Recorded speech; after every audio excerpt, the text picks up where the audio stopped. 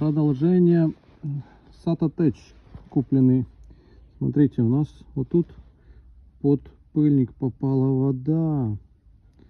И вот тут, вон там уже видно образовывается, вот там вот образовывается ржавчинка. Из-за этого был скрип плавающим. С этой стороны вроде все хорошо, но водичка разъедает чуть-чуть. Поэтому мы сейчас, вот видно, капельки воды. Вон капелька вода. Эх, и вот водичка видна. Да, как-то под пыльником оно не помогает. Из-за этого и скрип.